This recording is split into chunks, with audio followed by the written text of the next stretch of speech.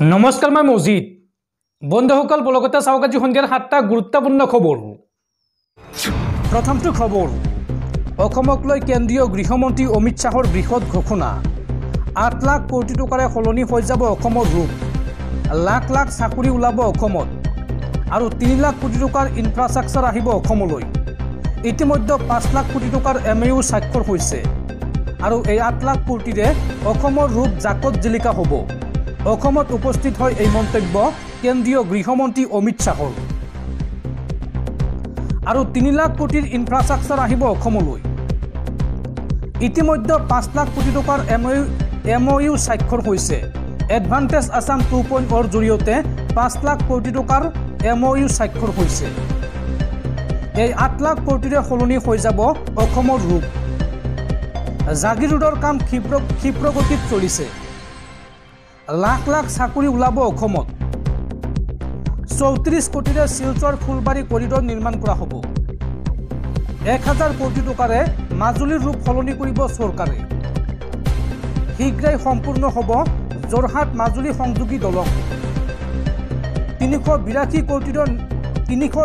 কোটিৰে national হাইৱেৰ কাম আৰম্ভ হ'ব 9000 কোটি টকাৰে ৰেলৱেৰ উন্নয়ন কৰিব অসমত তামুলপুৰ নলবাৰী কোকৰাঝাৰ ধুবুৰীত স্থাপন কৰা হৈছে মেডিকেল কলেজ আৰু গৰীব কল্যাণৰ বাবে 58 লাখ কোটি টকা খৰচ কৰিছে চৰকাৰে ৰাজ্যৰ 33 লাখ ঘৰত শৌচালয় নিৰ্মাণ কৰিব চৰকাৰে 2 লাখ কোটি টকা খৰচ কৰি 32 লাখ পৰিয়ালক প্ৰতিমাহে বিনামূলীয়া চাউল যোগান ধৰিছে চৰকাৰে অসমত আৰু নাথাকিব কোনো ধৰণৰ বাঁহ আৰু কাঠৰ দলং নাথাকিব কোনো কেঁচা ৰাস্তা ৰাজ্যত 3 লাখ কোটি টকাৰে নিৰ্মাণ হ'ব পথ আন্তঃগাঁথনি অসমত নিৰ্মাণ হ'ব প্ৰথমটো এক্সপ্ৰেছ হাইৱে ব্ৰহ্মপুত্ৰ বৰাকক সংযোগ কৰিব এই হাইৱে গুৱাহাটী বৰাপানী সংযোগী হাইৱেত থাকিব টানেল গুৱাহাটীৰ পৰা বৰাক পাব মাত্ৰ 5 ঘণ্টাতেই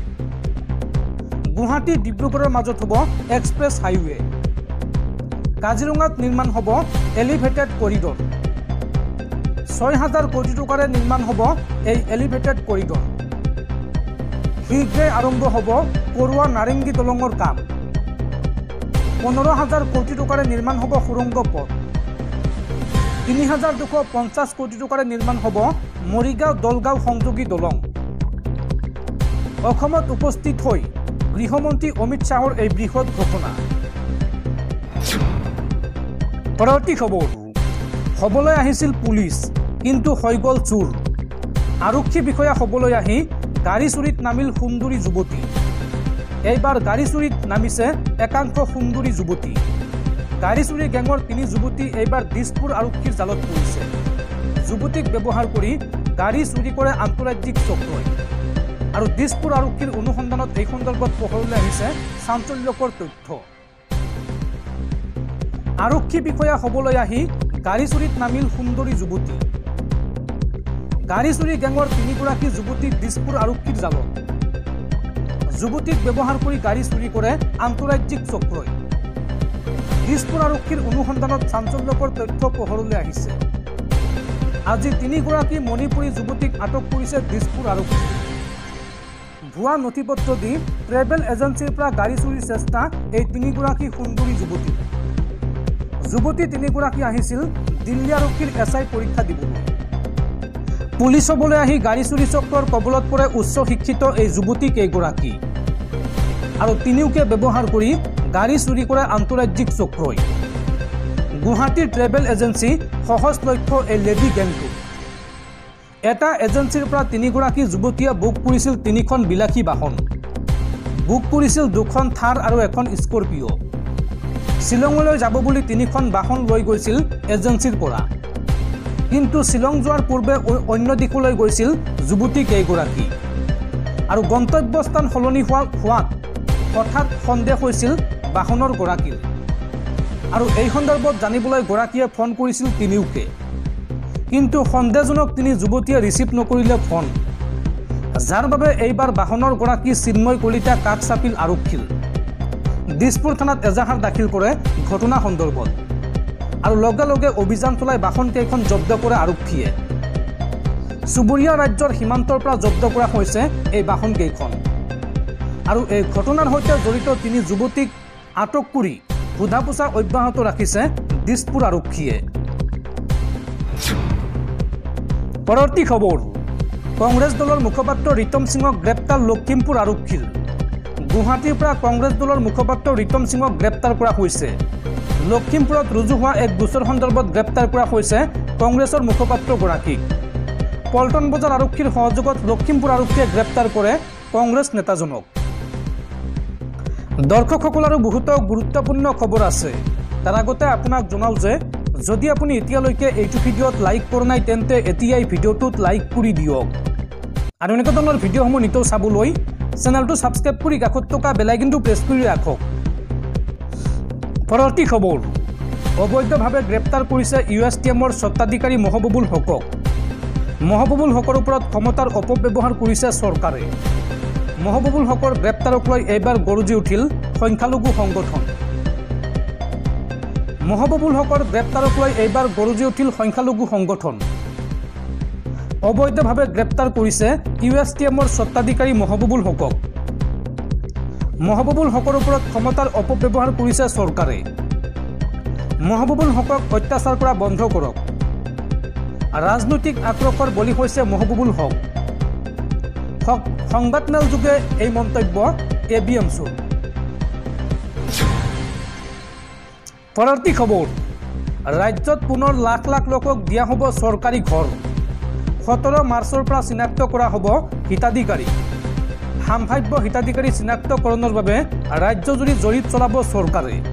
এই সন্দৰ্ভত বৃহৎ ঘোষণা কৰিছে অসম চৰকাৰে। চৰকাৰী ঘৰক লৈ জৰুৰী জাননী জাৰি অসম চৰকাৰো। 17 মাৰ্চৰ পৰা চিনাক্ত কৰা হ'ব হিতাধিকাৰী। সাম্ভাব্য হিতাধিকাৰী চিনাক্তকৰণৰ বাবে চলাব জৰীপ। আপুনি সাজু কৰি ৰাখক যাৱতীয় নথিপত্ৰ। পৰিয়ালৰ সকলো সদস্যক লাগিব আধাৰ কাৰ্ড। আধাৰ সংযোজিত বেংক একাউণ্ট থাকিব লাগিব চৰকাৰী ঘৰ পাবলৈ আৰু প্ৰয়োজন হ'ব MGNৰেগাৰ জব কাৰ্ড। জীৱিকা সখীৰ সহায়ত চলাব প্ৰাথমিক জৰীপ আৰু পৰিয়ালৰ যিকোনো সদস্যই কৰিব পাৰিব এই জৰীপ। মনত ৰাখিব, চৰকাৰী ঘৰ পাবলৈ হ'লে আধাৰ কাৰ্ড আৰু আধাৰ কাৰ্ডৰ সৈতে লিংক থকা অৰ্থাৎ DBT লিংক থকা বেংক একাউণ্ট আপুনি সাজু কৰি ৰাখিব। এইসমূহ নথিপত্ৰ আপোনাক লাগিব, লগতে লাগিব জব কাৰ্ড। উল্লেখযোগ্য যে আধাৰৰ সহায়ত বাধ্যতামূলক কৰা হৈছে eKYC আৰু শীঘ্ৰেই ৰাজ্যজুৰি জৰীপ চলাব অসম চৰকাৰে। পৰৱৰ্তী খবৰ, মহাকাশত আবদ্ধ হৈ থকা সুনিতা উইলিয়ামছক ঘূৰাই আনিব নাছাই আৰু এই সন্দৰ্ভত ফ্লৰিডাৰ কেনেডি স্পেচ চেণ্টাৰৰ পৰা উৎক্ষেপণ কৰা হৈছে ফেলকন 9। আৰম্ভ হ'ল ক্ৰু 10 মিছন আৰু এই মিছনৰ জৰিয়তে মহাকাশত আবদ্ধ হৈ থকা 2 বিজ্ঞানী সুনিতা উইলিয়ামছ আৰু তেওঁৰ সহযোগীক অতি শীঘ্ৰে পৃথিৱীলৈ ঘূৰাই আনিব আমেৰিকাৰ মহাকাশ গৱেষণা সংস্থা নাছাই। পৰৱৰ্তী খবৰ, দেশবাসীলৈ আন এক উদ্বেগজনক খবৰ। প্ৰধানমন্ত্ৰী নৰেন্দ্ৰ মোদীৰ কাৰ্যকালত বিদ্যালয় এৰিছে লাখ লাখ শিক্ষাৰ্থীয়ে আৰু মোদীৰ দ্বিতীয়টো কাৰ্যকালত বিদ্যালয় এৰা শিক্ষাৰ্থীৰ সংখ্যাই অতিক্ৰম কৰিছে কোটিৰ ঘৰ। শেহতীয়াকৈ প্ৰকাশ পাইছে এই চাঞ্চল্যকৰ তথ্য। ভাৰতৰ যুৱক যুৱতীসকলৰ ভৱিষ্যত সুৰক্ষিত কৰাত মোদী চৰকাৰ ব্যৰ্থ হোৱাৰ আন এটা দিশ উদুঙাই দিছে শিক্ষা মন্ত্ৰালয়ৰ ইউনিফাইড জিলা তথ্য ব্যৱস্থাই। 2023-24 শিক্ষাবৰ্ষত বিদ্যালয়ত নামভৰ্তি আচৰিত ধৰণে 37 লাখ হ্ৰাস পোৱাৰ প্ৰতিবেদন প্ৰকাশ কৰিছে। এই ভয়াৱহ তথ্যই প্ৰকৃত প্ৰগতিৰ তুলনাত ৰাজনৈতিক তত্ত্বত অধিক মনোনিৱেশ কৰা শাসন ব্যৱস্থাৰ অধীনত শিক্ষাৰ অৱনতি ঘটা অৱস্থাকেই প্ৰতিফলিত কৰে। UDIS-ৰ তথ্য অনুসৰি 2022-23 চনত বিদ্যালয়ত মুঠ নামভৰ্তিৰ হাৰ 25.17 কোটিৰ পৰা 2023-24 চনত 24.80 কোটিলৈ যথেষ্ট হ্ৰাস পাইছে। ইয়াত ছাত্ৰীৰ নামভৰ্তি 16 লাখ আৰু ছাত্ৰৰ নামভৰ্তি 21 লাখ হ্ৰাস পাইছে বুলি প্ৰতিবেদনত প্ৰকাশ পাইছে। এই হ্ৰাস কেৱল পৰিসংখ্যাত বিজুতি নহয়, সমালোচকসকলে যুক্তি আগবঢ়াইছে যে ই মোদীৰ মিক্সৰ পৰা জন্ম হোৱা গভীৰ অৰ্থনৈতিক দুৰ্দশাক প্ৰতিফলিত কৰে, য'ত বৃদ্ধি পোৱা বৈষম্য আৰু অৰ্থনৈতিক অব্যৱস্থাপনাই পৰিয়ালসমূহক বিশেষকৈ আৰ্থসামাজিক স্তৰৰ নিম্ন অংশত থকা পৰিয়ালসমূহক নিজৰ সন্তানক বিদ্যালয়ৰ পৰা উলিয়াই নিবলৈ বাধ্য কৰাইছে। প্ৰতিবেদনত লগতে প্ৰকাশ কৰা হৈছে যে উত্তৰ প্ৰদেশ, মধ্যপ্ৰদেশ আৰু অসমৰ দৰে ৰাজ্যসমূহত নামভৰ্তিৰ হাৰ কমি অহাৰ বাবে বিদ্যালয় কক্ষৰ ব্যৱহাৰ কম হোৱাৰ বিপৰীতে তেলেংগানা, পশ্চিমবংগ, পাঞ্জাৱৰ দৰে ৰাজ্যসমূহে অতিমাত্ৰা বুজাৰ বাবে আন্তঃগাঁথনিৰ সৈতে যুঁজি আছে। কেন্দ্ৰত দ্বিতীয়টো মোদীৰ শাসনকালত সমগ্ৰ দেশৰ 1 কোটিৰো অধিক ছাত্ৰ ছাত্ৰীয়ে বিদ্যালয় এৰিছে। শিক্ষা মন্ত্ৰালয়ৰ প্ৰতিবেদনক কেন্দ্ৰ কৰি এই বিষয়ত বিতৰ্কই তুংগত উপনীত হৈছে। দেখা গৈছে যে 2018-19 বিত্তীয় বৰ্ষত সমগ্ৰ দেশৰ বিদ্যালয়ত 2,62,94,216টা শিশুৱে নামভৰ্তি কৰিছিল। কিন্তু 2023-24 বিত্তীয় বৰ্ষত সেই সংখ্যা যথেষ্ট হ্ৰাস পাইছে। 2023-24 বিত্তীয় বৰ্ষত সমগ্ৰ দেশৰ বিদ্যালয়ত 24,45,828টা শিশুৱে নামভৰ্তি কৰে। অৰ্থাৎ 2018-19 পৰা 2023-24 বিত্তীয় বৰ্ষলৈ বিগত 5 বছৰত দেশজুৰি বিদ্যালয়ত নামভৰ্তিৰ হাৰ 1,22,48,388 জন হ্ৰাস পাইছে। কেৱল সেয়াই নহয়, এই হ্ৰাসৰ পৰিমাণ মাত্ৰ এবছৰত 37 লাখতকৈও অধিক। কাৰণ 2022-23 বিত্তীয় বৰ্ষত সমগ্ৰ দেশৰ বিদ্যালয়ত নামভৰ্তি আছিল 25,17,91,722 জন। অৰ্থাৎ 2022-23 বিত্তীয় বৰ্ষৰ তুলনাত 2023-24 বিত্তীয় বৰ্ষত নামভৰ্তিৰ সংখ্যা 37,45,894 জন বা 94টা হ্ৰাস পাইছে। স্বাভাৱিকতে শিক্ষা মন্ত্ৰালয়ৰ এই পৰিসংখ্যাই উদ্বেগৰ সৃষ্টি কৰিছে।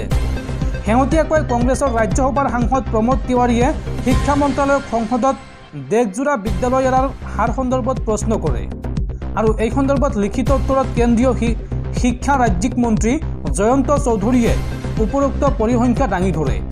এতিয়া প্ৰশ্ন উত্থাপন হয়, কেন্দ্ৰৰ মোদী চৰকাৰে শিশুসকলক স্কুললৈ যাবলৈ উৎসাহিত কৰাৰ বাবে কিবা পদক্ষেপ লৈছে নেকি?